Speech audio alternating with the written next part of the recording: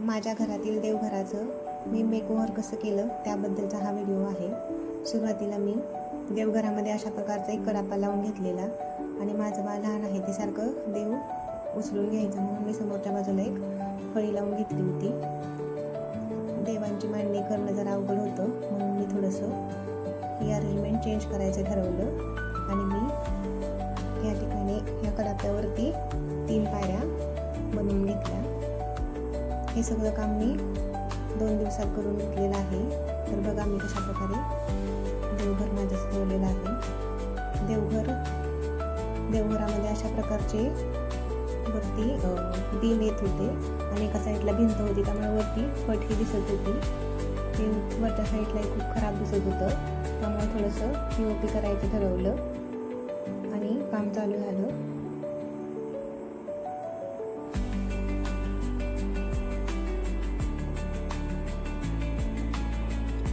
अशा प्रकारे POP करणाऱ्या कार्पेंटर लोकांनी हे सगळं वरती ॲल्युमिनियमच्या पट्ट्या वगैरे लावून घेतल्या, सगळीकडे POP ठोकून घेतलं आणि कमानी बनवून दिली।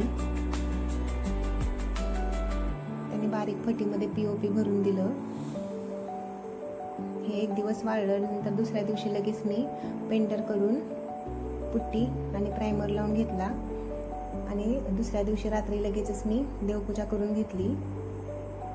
अशा प्रकारे मोजून 2च दिवसात माझं देवघर किती सुंदर बनवून रेडी झालं। तुम्हाला आवडलं असेल तर व्हिडिओला लाईक करा, शेअर करा, चॅनलला सबस्क्राईब करा। काल पूजा झाली नव्हती मग आज मी अशा प्रकारे गडबडीत पूजा करून थोडंफार देवघर सजवलं आहे। देवाच्या सविस्तर मांडणीबद्दलचा व्हिडिओही मी तुमच्यासोबत शेअर करणार आहे। व्हिडिओ आवडला असल्यास लाईक करा, शेअर करा, चॅनलला सबस्क्राईब करा। धन्यवाद। कसं वाटलं माझं देवघर? आणि याच्यासाठी खर्च म्हणाल तर फक्त 5,000 रुपये मला खर्च आला। तुम्हालाही आवडेल का तुमचं घर असं